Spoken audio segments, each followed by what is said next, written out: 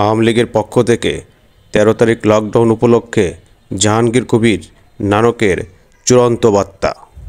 জঙ্গি মব সন্ত্রাসের জনক, অবৈধ অসাংবিধানিকভাবে ক্ষমতা দখলকারী, অর্থ ক্ষমতালোভী ফ্যাসিস্ট রুসের পদত্যাগ, অবৈধ আইসিটি আদালতে জাতির পিতা বঙ্গবন্ধু শেখ মুজিবুর রহমানের সুযোগ্য কন্যা মাননীয় প্রধানমন্ত্রী দেশরত্ন শেখ হাসিনার বিরুদ্ধে দায়েরকৃত সকল মিথ্যা মামলা প্রত্যাহার ও সকল রাজবন্দীদের মুক্তির দাবিতে 10, 11, 12 এবং 13 এই 4 দিন ব্যাপী এদেশের গণমানুষের প্রাণপ্রিয় দল বাংলাদেশ আওয়ামী লীগ মাননীয় নেত্রী প্রধানমন্ত্রী শেখ হাসিনা কর্মসূচি ঘোষণা করেছেন।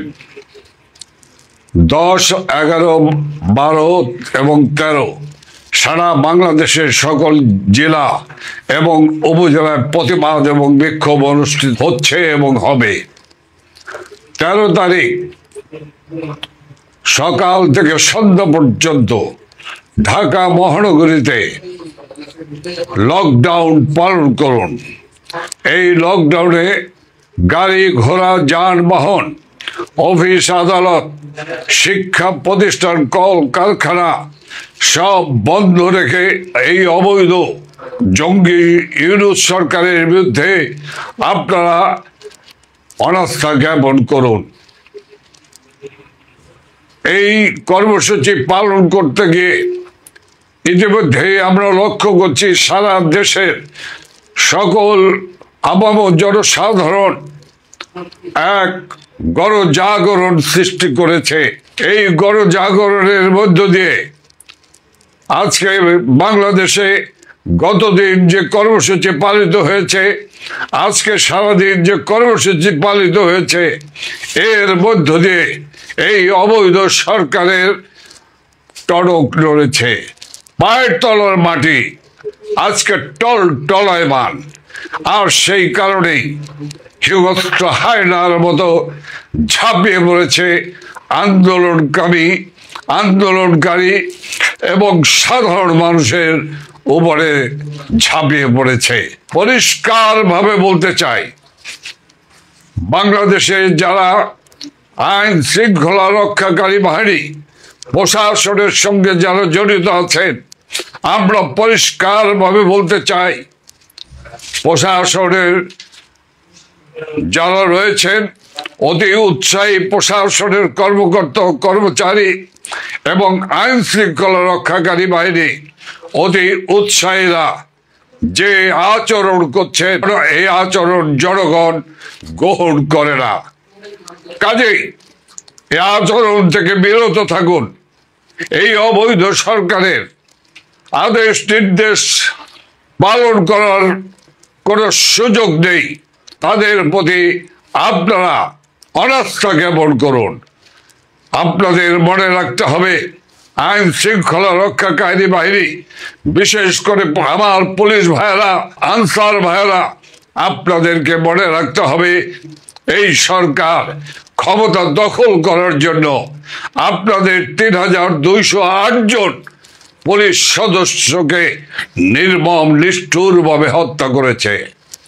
ওরা এই হত্যার বিচার করতে চায় না, আর বিচার করতে চায় না বলেই ওরা ইনডিমিনিটি দিয়েছে আপনাদের সহকর্মী, যাদেরকে নৃশংস নিষ্ঠুরভাবে হত্যা করেছে। যারা হত্যা করে ফ্লাইওভারের সাথে ঝুলিয়ে রেখেছে।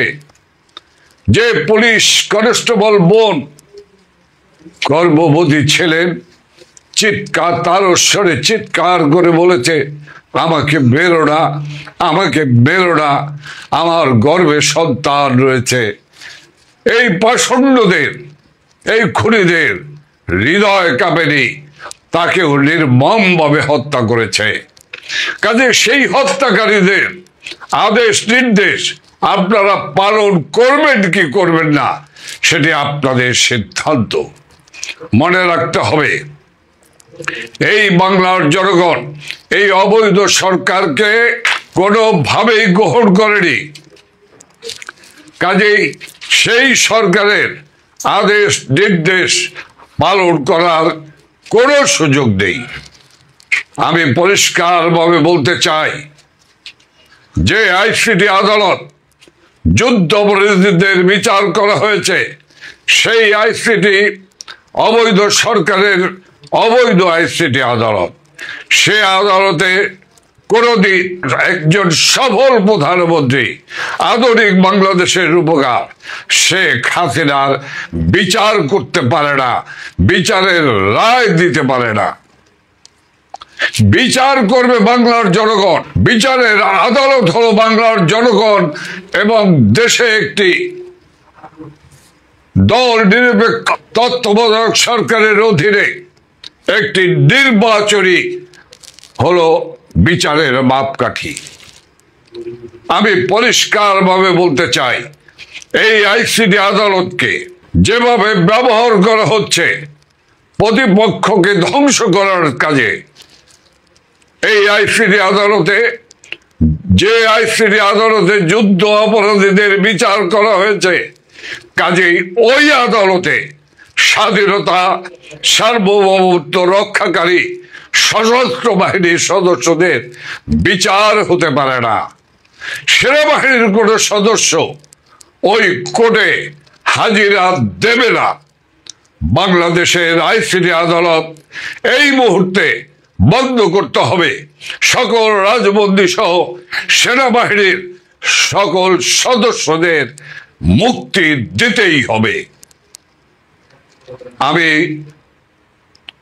আপামর জনসাধারণকে, বিশেষ করে ঢাকা মহানগরের সকল মানুষের কাছে আমি আকুল আবেদন জানাচ্ছি, আসুন 13ই নভেম্বর বৃহস্পতিবার সকাল সন্ধ্যা লকডাউনকে সফল করুন।